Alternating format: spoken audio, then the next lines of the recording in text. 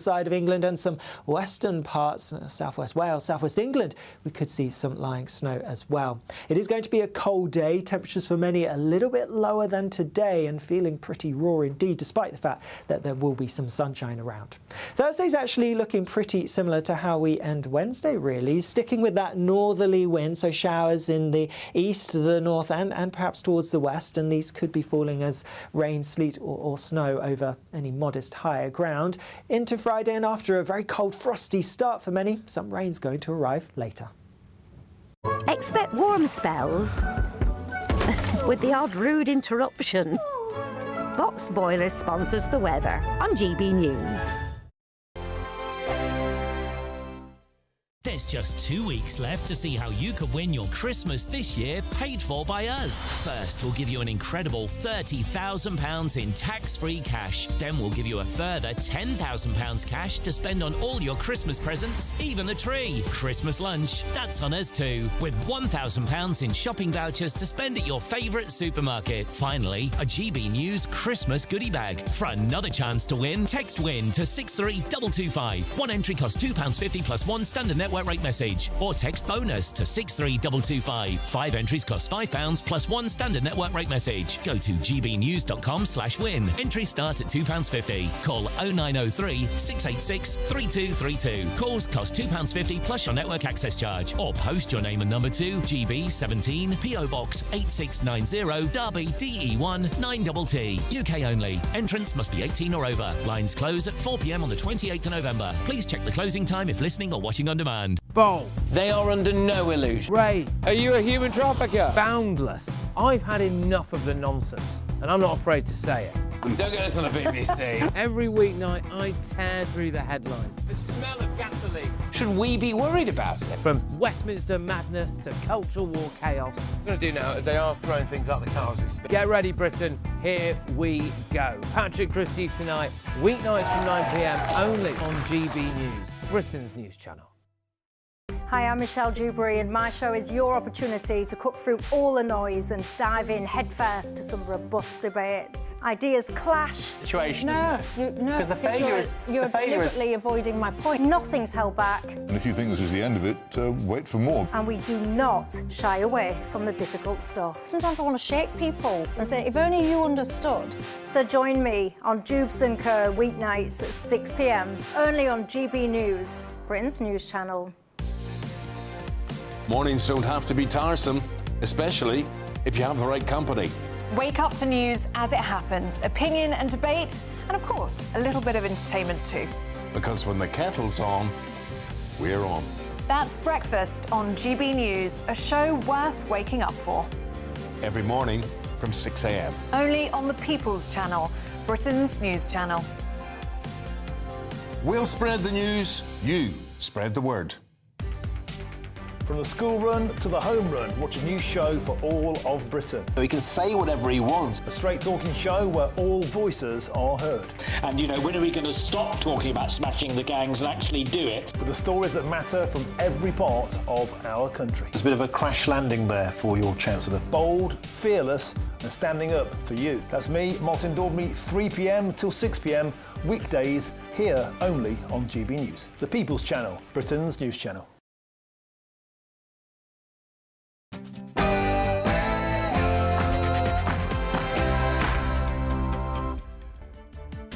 Jacob Rees-Mogg on State of the Nation tonight. But now our country has voted decisively for change, for national renewal and a return of politics to public service. Well, my goodness, he's aged, hasn't he? But the Prime Minister comes out fighting, insisting he will lead the Labour Party into the next general election. But history suggests the Reverend Starmer is on borrowed time, with his authority over MPs waning after reports of Downing Street infighting and a major rebellion against the government's asylum plans on the horizon. How long does he have left? Also tonight... People right into their mid-30s and late 30s still living at home with their parents. Now, the way we tackle all of that is by getting building going in this country again. As a stopped clock is right twice a day, the government has announced plans that will make it easier to build on land within walking distance of well-connected train stations. But is Labour on track to achieve its house-building ambitions, or will the NIMBYs go full steam ahead against them? Plus, I think we can say with some confidence that this budget will be very, very good for those who don't want to work and want to live on benefits. The Conservative Party are the only party in this country committed to living within our means. Nigel Farage and Kemi Badenoch fought for our time this morning, delivering concurrent press conferences on their party's spending plans, welfare and foreign aid. Both leaders claim the other doesn't have the answers, but they are united in a common goal of defeating the socialists and cutting expenditure.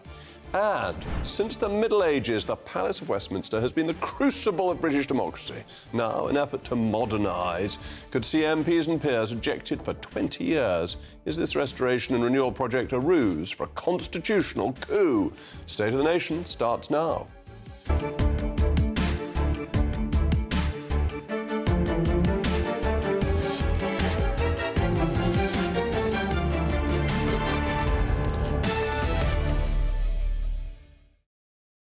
I'll also be joined by my most pugnacious panel, the writer and broadcaster Emma Trimble and the political commentator Stella Santakidu. As always, let me know what you think, mailmog@gbnews.com. But now it's your favourite time of the day, the News Bulletin with Tatiana Sanchez.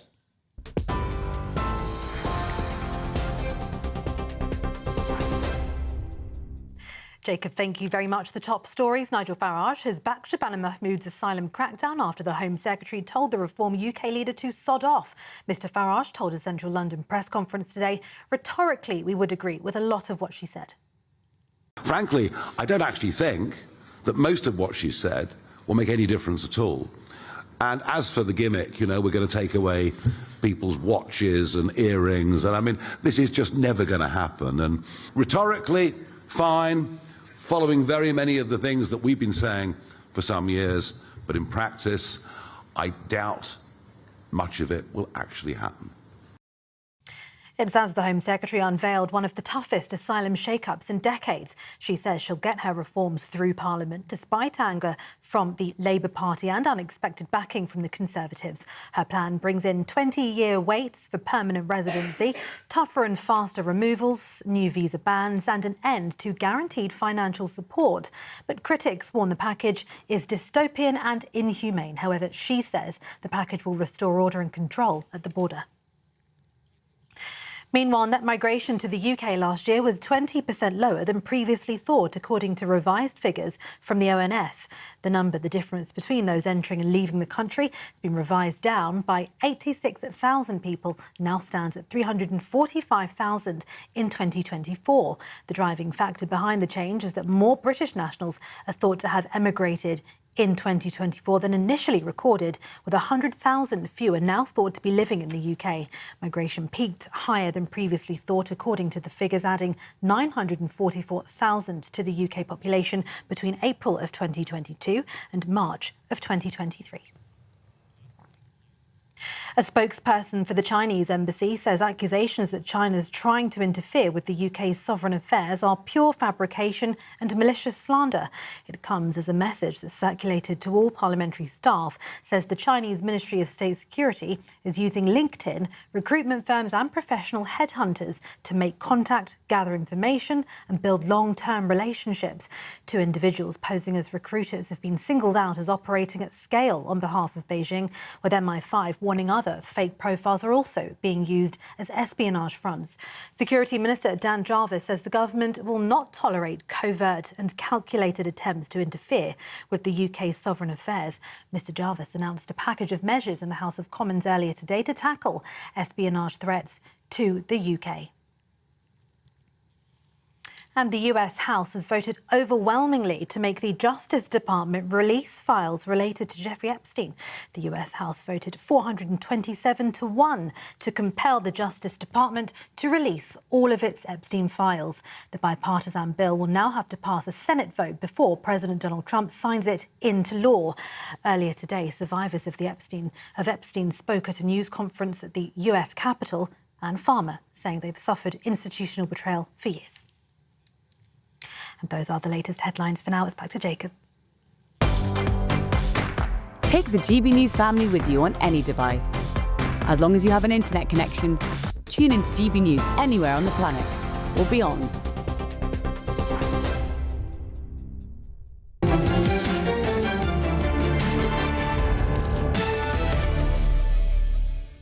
Welcome back to State of the Nation. The Prime Minister is on borrowed time. His authority is ebbing away, his voters are turning against him, and his senior team is in a state of political warfare. Yesterday, the Reverend Starmer insisted he will lead Labour into the next general election. But this is now a fantasy. It's already almost impossible for him to govern. After 16 months in office, Keir Starmer's approval ratings are the lowest for any Prime Minister since records began. The Green Party is taking Labour's left-wing support, and on the right, Reform is consistently ahead in the polls. A new YouGov poll shows the public is turning on Keir Starmer. A mere 27% want him to remain as leader, 50% want him to resign. The same research shows those who voted Labour last year express a similar sentiment. 23% want him to step down, and only 34% of Labour voters want him to be the leader at the next election. But we are 3.5 years away from a general election. What matters at this point is a government's support from ministers and MPs, and the Prime Minister's losing both of those too. Last week, a battle of briefings was exposed in Downing Street. Rumours swirled that the Prime Minister's Chief of Staff, Morgan McSweeney, was accusing Wes Streeting, the Health Secretary, of arranging a coup, leading the Health Secretary to criticise a toxic culture in Number 10. Clive Lewis, an MP, has called for the Prime Minister's resignation, a Labour MP.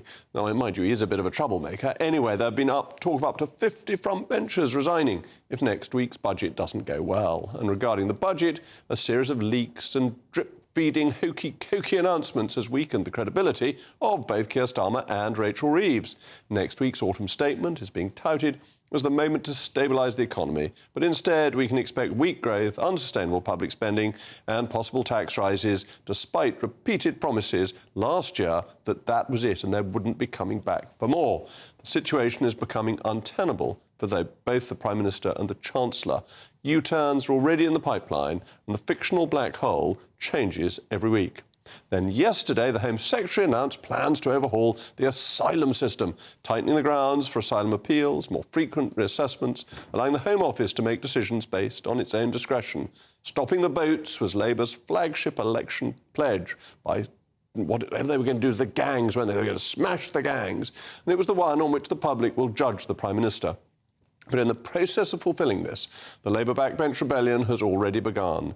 21 Labour MPs have expressed opposition to the proposals already, making comparisons to the far right. The Denmark-style policies briefed in the last couple of days are dystopian. It's shameful that a Labour government is ripping up the rights and protections of people who have endured unimaginable trauma. Is this how we'd want to be treated if we were fleeing for our lives? Of course not. So how can we be adopting such obviously cruel policies? Is the Home Secretary proud that the government has sunk to such depths that it's now being praised by Tommy Robinson? These plans will not be passed on Labour MPs' votes. If it has to succeed, it will need support from the Tories. The Prime Minister no longer has the backing of his party. He is in office, but not in power. He is incapable of governing whilst fighting rebellions and facing internal dissatisfaction. And it is the British people who suffer. As ever, let me know what you think. mailmog@gbnews.com. But I'm joined now by my most pugnacious panel, the writer and broadcaster Emma Trimble and the political commentator Stella Stantikido. Stella, thank you for coming in. Starmer is now acting the way a weak man does when he's pretending to be tough, isn't he? And he's gone full Tommy Robinson with his immigration policy, which is collapsing within hours. Do you think he has gone full Tommy Robinson with his policies? Well, this proposal of taking people's jewellery when they arrive and thinking that that's going to pay for their stay. I mean, that's a loony idea that was dropped even before the announcement was formally made. That was rather unfortunate. It wasn't really a policy at all. It's just something that Denmark does, or they say they do at least. And I think it was the sort of thing that some very clever media spad thought, oh, that would look good on the front of the Daily Mail or the front of the Sun. I do agree that it backfired. However, what I would say about, you showed previously one quite left-wing Labour MP who was speaking against these policies and saying how cruel they are. And I do agree that it is cruel to treat people who are fleeing wars and who have suffered a lot of trauma to not give them a safe haven. The problem is that there is no perfect answer, there is no perfect solution, there is no perfect policy, and at some point the British government has to act. And I would rather see a Labour government under Keir Starmer try and improve the asylum system that we have, make some of these changes that we know need to happen. As Sabana Mahmood said on Monday, we keep on talking about the pull factors, but we also the push factors, but we also need to consider the pull factors, and there needs to be a government that reconsiders this. And I would like this to be a Labour government rather than a government under Prime Minister Nigel Farage. I mean, I suppose you could say that Rachel Reeves is dealing with the pull factors by bankrupting the economy, so there'll be no reason to come here at all. But it seems to me this is a really serious problem for politics, not just for the Labour Party. The Tories failed on immigration. Labour said it would deal with it. It's now failing on immigration. The British voter is getting very fed up and thinking, how do I elect a government that would actually do what it said it would do? Well, fed up is exactly it. I think it's not even just the politics. I think that this is about trust in democracy fundamentally. I mean, we're seeing increasing talk of things like civil war, sectarian violence, people quite seriously, expressing their disenchantment with democracy in general because they feel that no matter which party they vote for, they don't get what was even in the manifesto pledges. Labour is fantastic at not only breaking its manifesto pledges but announcing something one day and then U-turning on it the next. So I think, for whatever, tough talking the Labour Party are willing to do on immigration, the proof of the pudding is always going to be in the eating. I don't think that the British public believe that the Labour Party are actually willing to put their money where their mouth is when it comes to this. I don't think that the British people trust the Labour Party or the Conservatives, in fact, to implement this. And I think politically what we will see, and the May elections will give us maybe an indication of what the next general election will look like, but not only a surge of reform, but a surge of the Green Party and independent candidates. But neither the Conservatives when in government nor Labour now will take the step that isn't a silver bullet but was an essential prerequisite of leaving the European Convention on Human Rights, because they promised all these things about toughening up conditions and making family reunion hard and so on and so forth. The European Court will overrule this. I think it's pushing politics to a place where leaving the ECHR is inevitable. I think that hopefully, I personally have thought that we should leave the ECHR for a long time. I thought even when we, myself included, were campaigning for Brexit, that we should have been campaigning to leave the ECHR. So I hope that this will push all parties towards a consensus, whether for political reasons or because they sincerely wanting to implement the will of the British public, to recognise that we have to leave the ECHR. It is the only way to not only have control of our borders, but actually to have full sovereignty over our country. That must be right, mustn't it? That the promises that Labour's making will not be delivered if we are in the European Convention. Well, Denmark has had the same problem, and so have a lot of other European countries. So I do not want to see Labour saying that we should leave the ECHR. I do think that there are discussions already happening across countries in the European Union about reforming the ECHR. So I'm sorry to interrupt, but we tried this when Ken Clarke was Lord Chancellor in, the early 2010s. It got absolutely nowhere and took a very long time, and that the court itself isn't receptive to this reform. It likes the idea of a living document where they have control. Well, the court will have no option when all of the signatories come together and they decide that they want to amend it. It is simply a fact that other countries want to do the same. Other countries have the same problems. So the decision is, do all of these countries completely remove themselves from the ECHR, or does it reform? I think that when facts change, then policy needs to change. Why don't you just leave and do it for yourself, rather than thinking that you need an international agreement? Why should foreigners make the law in the United Kingdom? Can't we make it for ourselves? Some very good things came out of the ECHR, like freedom of speech, for example. There were things absolutely. We invented it. There have absolutely not. That is not the case at all. It is not enshrined in law in the way it is in other countries, like in the United States. We never needed to enshrine it in law because it was part of our way of life. There have 100% been cases where newspapers in this country were able to go to the ECHR and stop very wealthy individuals from suing them and threatening them unless if they were to make public Actually, information. Gina, I completely disagree with you. That the ECHR has introduced a privacy law in this country, which Parliament has never passed, which has allowed rich people to stop newspapers publishing. Until we were a signatory to the ECHR, newspapers could publish anything as long as it was true. Now, they can't publish it if it invades privacy, and that has given huge protection to the rich and powerful. So the ECHR has reduced freedom of speech. I don't think that's the case. Well, bring Emma in on. I mean, I think that particular case highlights the fact that the ECHR is actually contrary to the purposes that it was intended for. It's undermining the right of the British people to be sovereign over their own territory. It's undermining the rights of British people who live in the areas where these migrant hotels are being put, who live in areas where these boats are washing up. I think that ultimately that is the thing that will sort of break the situation, as far as you saying that, you know, the British people are really getting very fed up of this.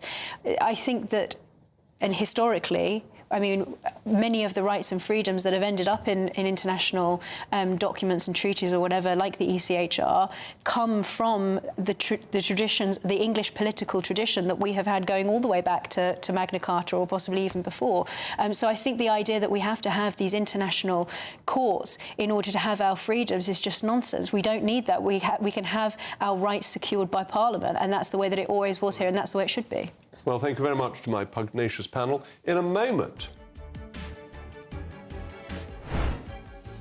You've got young people right into their mid-30s and late 30s still living at home with their parents. Now, the way we tackle all of that is by getting building going in this country again.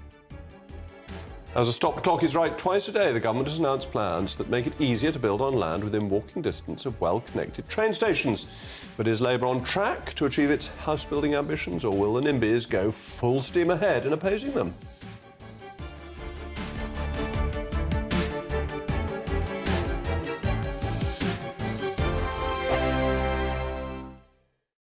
Westminster's full of talk, but out here, it's the real world. Am I allowed to talk now? No, that's it. This is where it matters, real people and real lives. That's what politics is all about. The fact has Trump made a good start? No. Straight answers, no spin, and just a couple of pints. How many fingers have I got up? About 10. So join me for Lee Anderson's Real World every Friday at 7 p.m, only on GB News. The People's Channel, Britain's news channel. You want to know what's really going on in the corridors of power? Labour don't know what to do with you half the time, and that makes you quite lethal in the chamber. Get behind the headlines with Chopper's Political Podcast. Join me, Christopher Hope, as I sit down with the great and the good of British politics. We'll see where this ruling takes us. These are the stories shaping our nation. Chopper's Political Podcast, available now on all platforms. Listen in and stay ahead. This is GB News, Britain's news channel. Breast cancer is the most common cancer in the UK, and over a lifetime, 1 in 8 women will develop breast cancer. It's mostly affecting women over 50. As you mentioned before, it does affect a small proportion of men, less than 1%, but still there is a potential risk. The good news is, if caught early, survival is excellent due to improved treatments and new drugs. So 99% of women and men survive for more than 5 years if caught early. And overall, the breast cancer survival rate is about 85%, which is fantastic. It's important to know that you have to check. Women have to learn to check their breasts. So if you notice anything different, dimpling, change in shape, a lump, go and get it checked out. Even though survival rates are much improved, we do have less survival here compared to other countries. So, for example, in America, 90% of women will survive over 10 years if they're with breast cancer. So it is important to get checked out just as soon as you notice any changes whatsoever. Why is there that difference, Lucy, between, say, us and America, for example? Well, the UK lags behind generally in cancer survival, 10 to 25 years, they estimate, over a range of cancers. That includes prostate, ovarian, lung, breast, and bowel cancer. And there could be a number of reasons, but I think part of the problem, the NHS, is great when you get to the front of the queue, isn't it? But it's actually getting there. GB News, the People's Channel.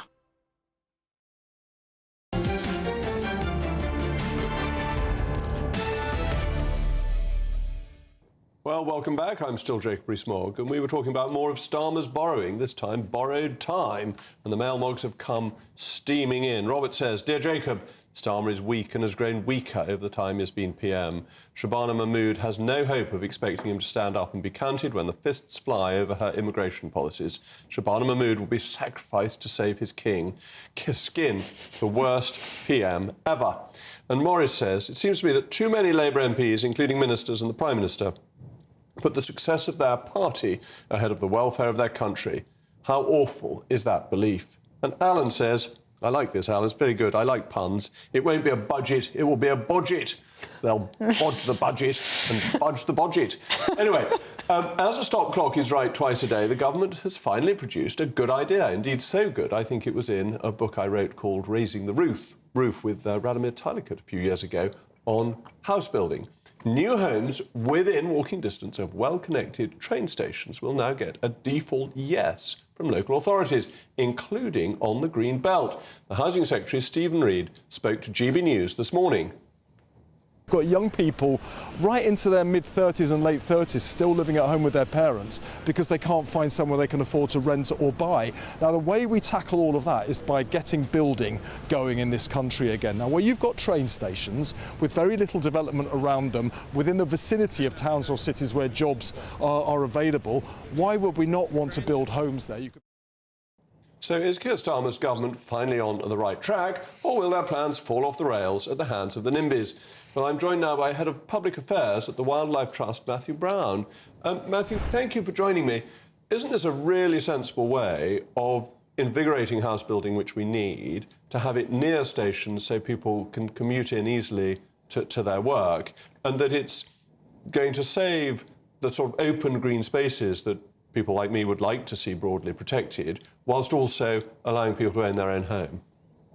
Well, this is a bit of a sledgehammer to crack a nut. And the problem is what might get bashed in the process is local democracy and with it nature. We do need more new homes by train stations, but that should be delivered by local councils working with local communities to do so. And in many parts of the country, that is happening. The government actually announced proposals in July, which would have seen that come through faster. Where you have local councils and local communities working together, you get good development by stations. So that means new homes with plenty of space and, crucially, with lots of green spaces around them. That's really important for new residents to live in those homes. They make a better place to live. A default yes for new development around train stations takes away a lot of this process of local democracy and with it the benefits that it can carry through for development. We have a choice here. We can either have new development by train stations with abundant green space that's gone through local democratic approval, or we can have something that's hurriedly imposed to meet national housing targets. The government's making the wrong choice here, and that's bad for local democracy, bad for nature, and bad for all of our quality of life. But aren't they just being realistic and reacting to what has happened in recent years, that councils with all these powers have not done anything because the power of the complainant is so much stronger in local democracy than the power of the person who may buy the house in future? The complainant is living there, is a constituent. The person who may move in doesn't have any say, doesn't have any voice unless it's done through the government. And that train stations around London, could I understand it, provide as much as 1.4 million homes for people. This would make an enormous difference and would help London, which has been miserably failing to meet its housing targets in recent years. In principle, more homes by stations is a good idea, and as the Wildlife Trust, we've worked closely with developers in London, a place called Kidbrooke, near Kidbrooke Station, to bring forward a development of 5,000 new homes with lots of wetlands and grassland nearby. People love living there. But we've done that through a process, and it's the process that leads to good developments like that, the local democratic process, the give and take of residents raising concerns, councillors backing them, and then developers saying, yes, that's fine, to get the permission. It's a negotiation process, and that leads to better development. New developments by stations will be with us for a long time. We want them done right. Well, I wonder if it isn't better to leave it to the market, because developers will build properties that people want to buy. They're not going to build hideous things, and actually planners are more likely to require hideous things because they're less sensitive to market supply and demand. Well, when you look at our current planning process, it's largely been a good balance over the past 80 years since it was put in place in the Second World War. It's not perfect, but it's delivered development, and crucially, it's delivered development with local views included within it, and it's protected nature in many places. That balance is now being slowly eroded by a drip of announcements like what we've seen today, with power being centralised in Whitehall and away from local communities who elect their councillors and expect to hold them to account for decisions they've made. That is concerning. There's a lot of things at risk here. You can have the benefits the government wants to see, more new homes by stations, by letting the current process work. All right, by Matthew, suddenly overriding it. Thank you very much for joining me, but let's go to my panel. Stella, I'm on your side for once. I think it's a really good idea by the Labour Party. Yeah. I wish the Tories had done it. Yes, I wish the Tories had done it as well. And indeed, I'm still wondering, why is it that the Conservative Party is against these changes? Oh, are we? I didn't know that. Yes, Kemi Badenoch actually has spoken against it, which is so unfortunate because it's so important, as you said, for people to be able to live near where there is transport so that they can go to work and they can also have time in the evenings to see their families. This is why we have so many problems, because of the situation with the housing market. Yeah, it seems to me, Emma, that it's a really sensible policy. It provides the houses people need, or flats, near their commuting journey. It cuts down commuting time. And local councils are useless and have been utter block on planning. So taking power away from them is really sensible. I feel like I've fallen through the looking glass because I don't entirely agree with you for the first time. Well, I'm uncomfortable with people in a local area not having the ability to object to new developments. I agree with what you were saying about how the market is more likely to create homes that people actually want to live in, more beautiful homes. I think planning restrictions create ugly places. But it's the default yes that I'm not entirely comfortable with, because I feel that local people should have the ability to say no to developments. Just because it's next to a railway station, I don't think it should necessarily get. You see, I think development should be a much freer market, and that if you own a piece of property, in normal circumstances, you should be allowed to develop it, rather than the state saying, even though you own it, you're limited in its use. I don't think your neighbour has the right to tell you that you can't put an extension on, or you can't paint your door pink. I think this is crazy law, and that the Town and Country Planning Act is the worst of socialist legislation. Are you saying I'm a NIMBY? I must be a NIMBY. Oh, everything's gone wrong. We've fallen through the looking glass. I am a bit of a NIMBY, and I do agree with you. I think a lot of the planning restrictions, or anybody who's watched Clarkson's Farm has seen the sort of absolute nightmare that Jeremy Clarkson had to go through for very simple things that he should have been allowed to do. And then sometimes you see that people get planning permission to do all sorts of things that they probably shouldn't be. So obviously something in the system is broken. I think I don't entirely disagree with you. It's just that I'm not totally comfortable with the idea of a default yes.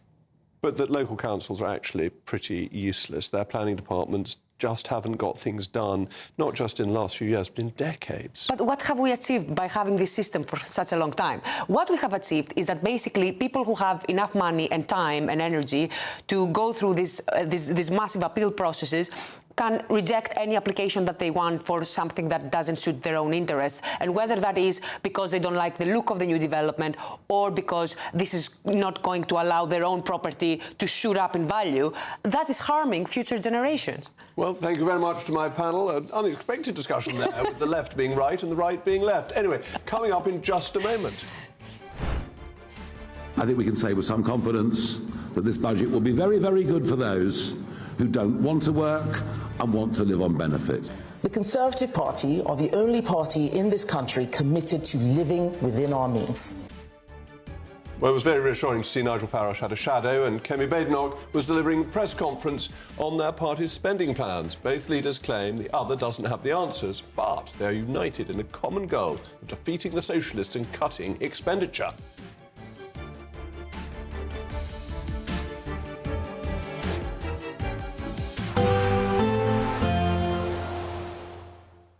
Dinner under the stars tonight? That reminds me of our travel insurance. You mean all clear skies? All Clear Travel Insurance sponsors GB News travel destinations forecast. It's going to be an unsettled week across eastern parts of the Mediterranean with intense thundery rain by the weekend. Further west, it's drier, but there will be some rain around northern coastal parts of Spain, also pushing into parts of Portugal and West Spain as well. Also some rain across southern Italy, but it's further east affecting Greece, Albania, Croatia and other nearby nations. This is where we're going to have the heaviest, most thundery rain, particularly as we go Friday and into Saturday. Bye-bye. All Clear Travel Insurance sponsors GB News travel destinations forecast. Good evening, this is your GB News weather update coming to you from the Met Office. Now the cold theme will continue as we go through the next 24 hours, meaning there's going to be some frost, some ice, even some sleet and snow around, but snow is always quite tricky to forecast that specifically. That being said, we do have an area of low pressure making its way southeastwards at the moment, and it's this, around it we have some outbreaks of rain, a bit of sleet and some hill snow pushing southwards across parts of England and also Wales overnight. Across Northern Ireland, fairly frequent showers pushing through, and these could be a wintry mix. Also across northern parts of Scotland, plenty of showers here. Central southern Scotland actually having some clear skies, so temperatures plummeting. A very cold night here. Elsewhere, well, it is going to be chilly for sure. Some frost, some ice to watch out for as well. We start the day across the southeastern third of England on a pretty wet note. Some hill snow as well to watch out for. A few showers pushing into coastal parts of Wales and southwest England. Wintry showers and icy patches to watch out for over parts of Northern Ireland and northeast England and across the northern half of Scotland. Well, here we have plenty of showers feeding in on that brisk northerly wind which is bringing Arctic air down, and so no wonder we're going to see these showers readily falling as sleet or snow. Could see up to 20 centimetres developing perhaps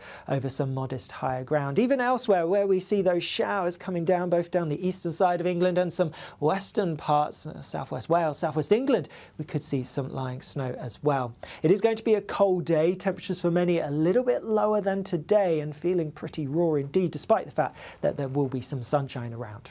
Thursday's actually looking pretty similar to how we end Wednesday really, sticking with that northerly wind, so showers in the east, the north and perhaps towards the west, and these could be falling as rain, sleet or snow over any modest higher ground. Into Friday and after a very cold frosty start for many, some rain's going to arrive later. Decisions made in Washington aren't just shaping America, they're shaping Britain too. From migration to global security, from crime to health. Whatever happens in the White House today will be felt in your town or city tomorrow. That's why The Late Show is live from Washington, DC. Cutting through the politics to show you what it all means for Britain. The Late Show live every night at midnight. Only on GB News, Britain's news channel. Hi, I'm Michelle Dewberry, and my show is your opportunity to cut through all the noise and dive in headfirst to some robust debates. Ideas clash. Situation, no, isn't it? Because the failure is you're deliberately avoiding my point. Nothing's held back. And if you think this is the end of it, wait for more. And we do not shy away from the difficult stuff. Sometimes I want to shake people and say, if only you understood. So join me on Dubes & Co. weeknights at 6 p.m. only on GB News, Britain's news channel.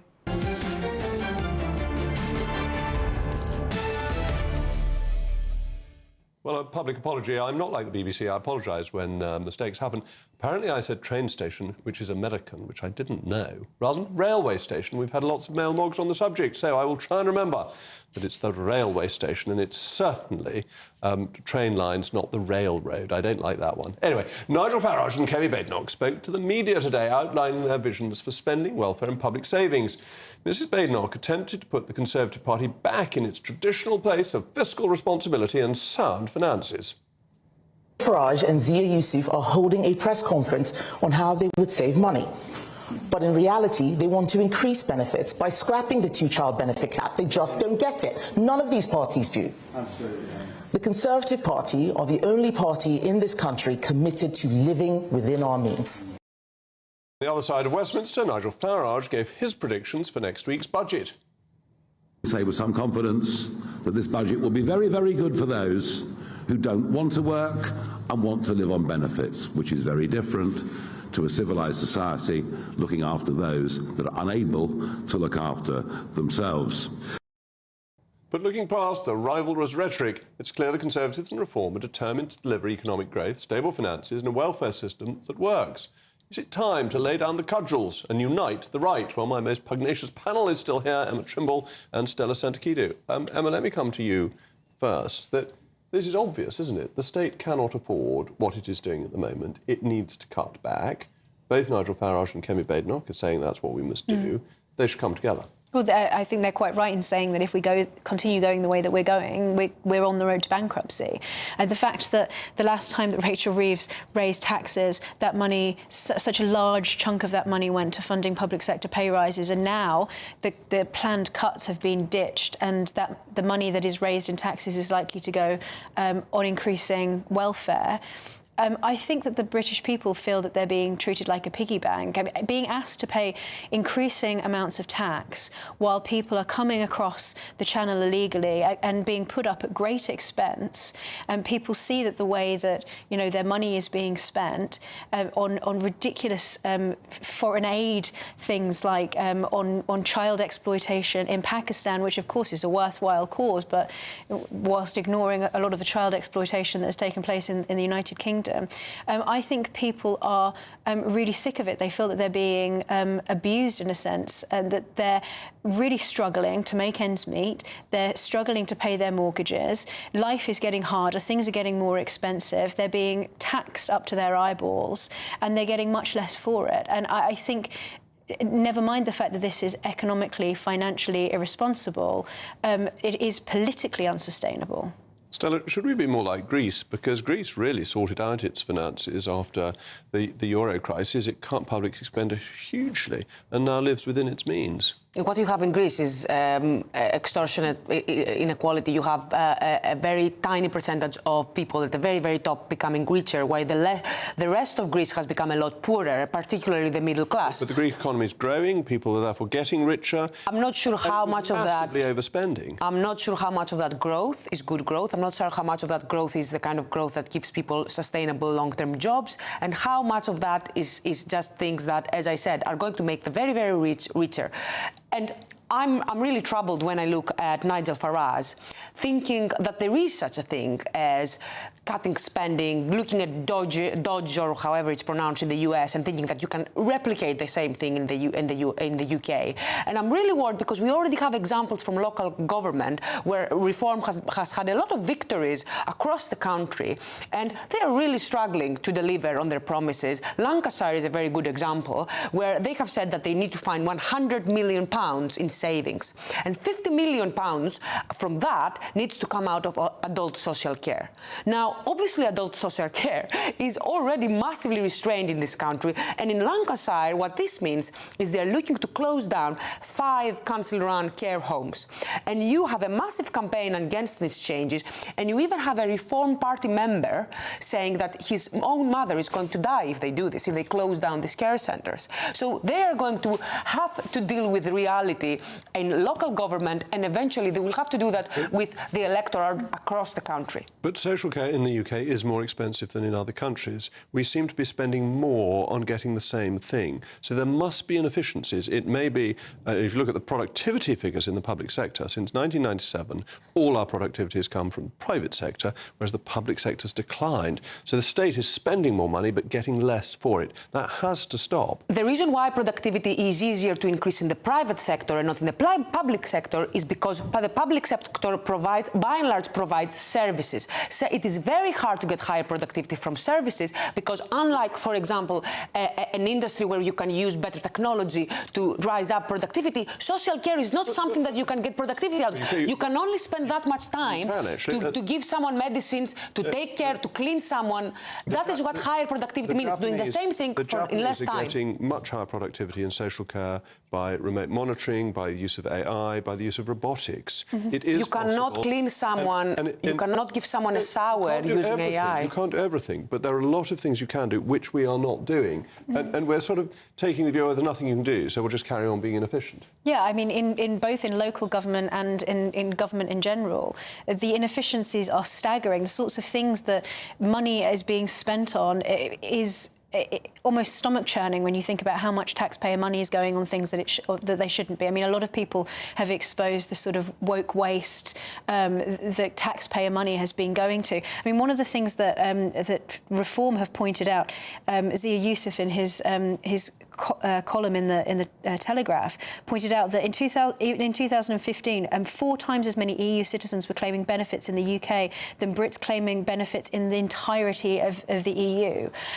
So I think the British public feel as if they're being taken for a ride. So when Zia Youssef says that Britain is being turned into a global food bank, I think he's absolutely right. And what I thought was particularly interesting is that both, even though of course Kemi Badenoch isn't as keen on this idea of taking away benefits from EU citizens, that both Kemi and Zia Youssef used the language of morality, which I have never seen really used in the same way before. And this is a really interesting turn politically, because Zia Youssef, and this is a quote, he described the way that Britain is being turned into this global food bank as immoral, and economically illiterate and politically indefensible. But to call it immoral, Kemi Badenoch at the same time, when talking about how Brits need to go back into work, said that it's not only economically sensible, it's morally right. Morally right.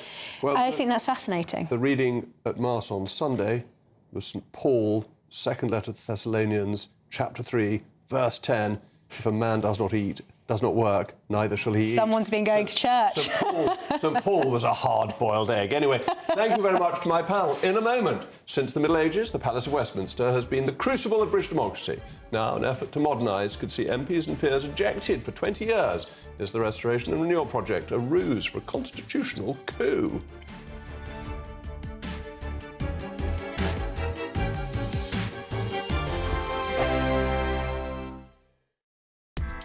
Join me, Nana Akwe, for an informative, interactive news programme with a difference. It's fun. No, he didn't say that, Dave. I'm so surprised. I think there's an element of truth to that. Join me from 3 p.m. every weekend, only on GB News, Britain's news channel. Mornings don't have to be tiresome, especially if you have the right company. Wake up to news as it happens, opinion and debate, and of course, a little bit of entertainment too. Because when the kettle's on, we're on. That's Breakfast on GB News, a show worth waking up for. Every morning from 6 a.m. Only on the People's Channel, Britain's news channel. We'll spread the news, you spread the word. From the school run to the home run, watch a new show for all of Britain. He can say whatever he wants. A straight-talking show where all voices are heard. And, you know, when are we going to stop talking about smashing the gangs and actually do it? With the stories that matter from every part of our country. There's a bit of a crash landing there for your Chancellor. Bold, fearless and standing up for you. That's me, Martin Daubney, 3 p.m. till 6 p.m, weekdays, here only on GB News. The People's Channel, Britain's news channel. Westminster's full of talk, but out here, it's the real world. Am I allowed to talk now? No, that's it. This is where it matters, real people and real lives. That's what politics is all about. In fact, has Trump made a good start? No. Straight answers, no spin, and just a couple of pints. How many fingers have I got up? About 10. So join me for Lee Anderson's Real World every Friday at 7 p.m, only on GB News. The People's Channel, Britain's news channel. You want to know what's really going on in the corridors of power? Labour don't know what to do with you half the time, and that makes you quite lethal in the chamber. Get behind the headlines with Chopper's Political Podcast. Join me, Christopher Hope, as I sit down with the great and the good of British politics. We'll see where this ruling takes us. These are the stories shaping our nation. Chopper's Political Podcast, available now on all platforms. Listen in and stay ahead. Britain deserves a newsroom that puts the facts and your voice first. Well, and that's what you get on GB News. Lively debates, lively conversation. And we're not afraid to hold power to account. And each other. So join me, Andrew Pearce. And me, Miriam Gates, for Britain's Newsroom, weekdays from 9:30 on GB News. At GB News, we love to hear from you, our loyal community. So drop us a line at gbnews.com/yoursay. There, you can talk to each other and also to the presenters live on air. gbnews.com/yoursay, because GB News is your channel, Britain's news channel.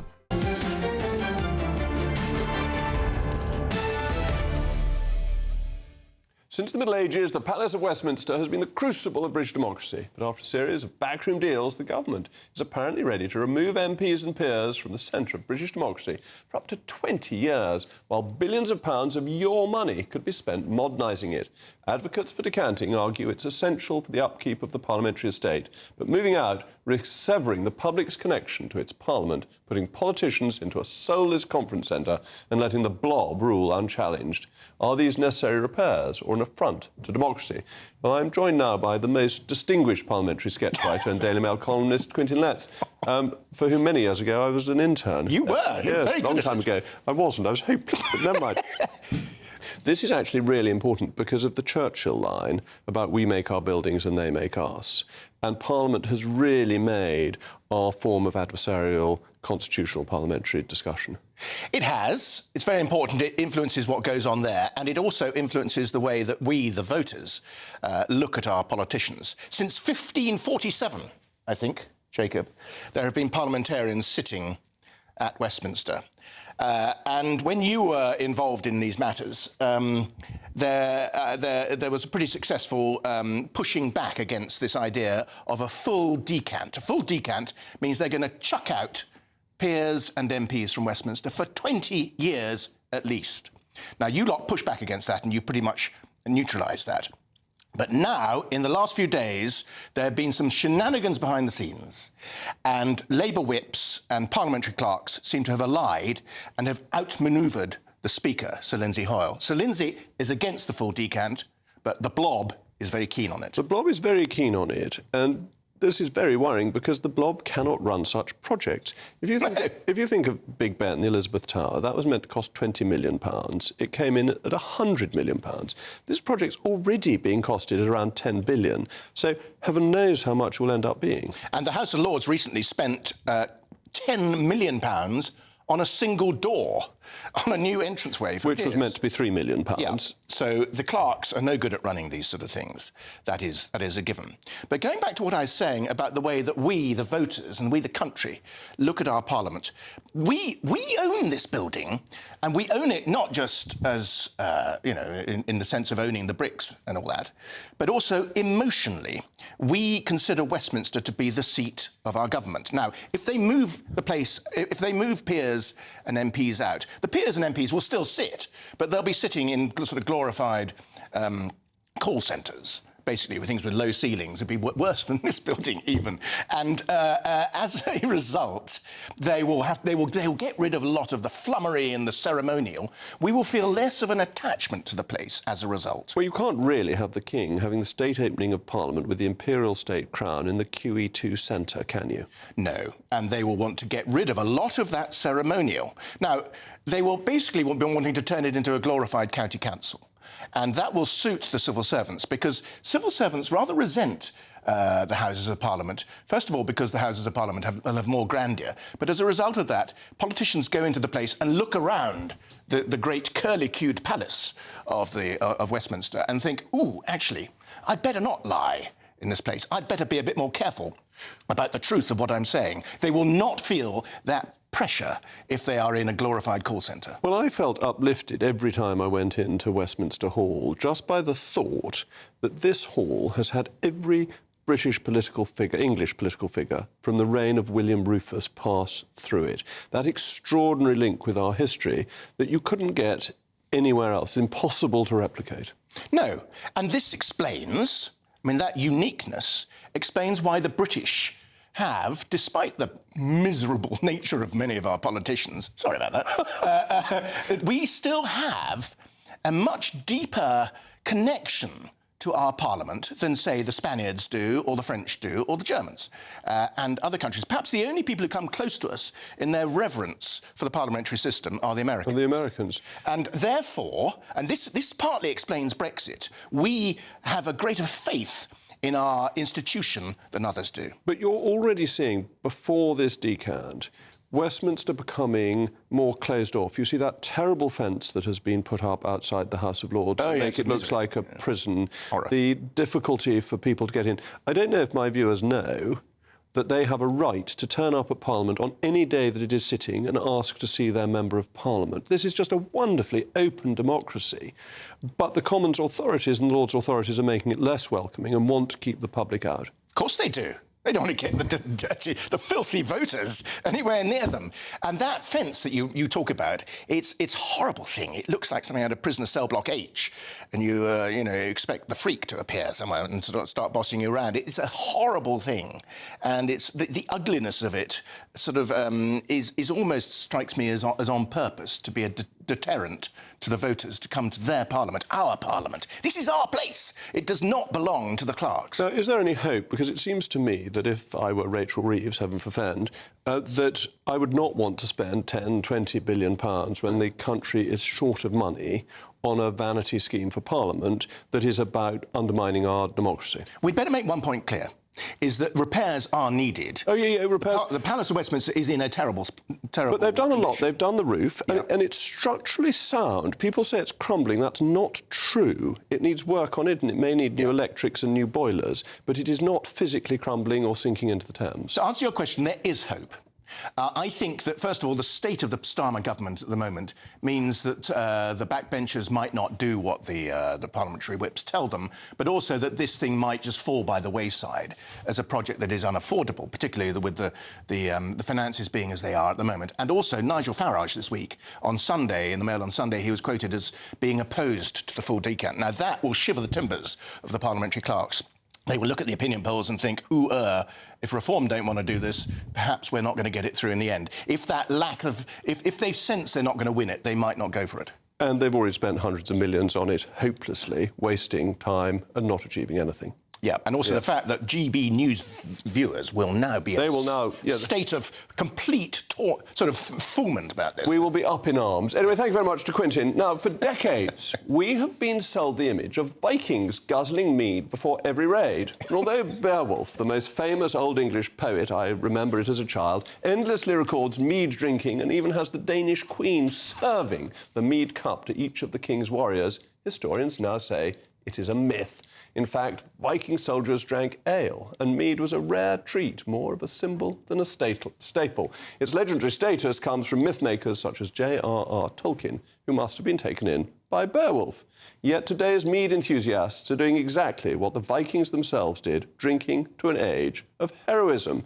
Anyway, we drink cider in Somerset, and I'm making cider kin, which I will tell you about on another occasion. That's all from me. Now it's the one and only Patrick Christie's. Patrick, do you make cider kin? No, unfortunately, my mead drinking days are behind me now, but, maybe one day.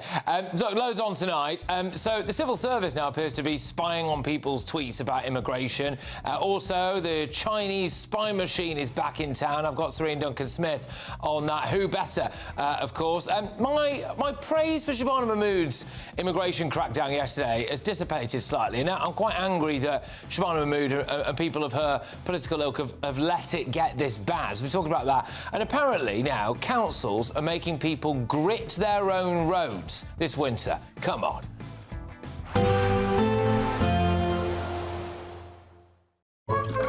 Warm and cosy, with a chance of zero visibility. Boxed Boilers sponsors the weather on GB News. Good evening, this is your GB News weather update coming to you from the Met Office. Now the cold theme will continue as we go through the next 24 hours, meaning there's going to be some frost, some ice,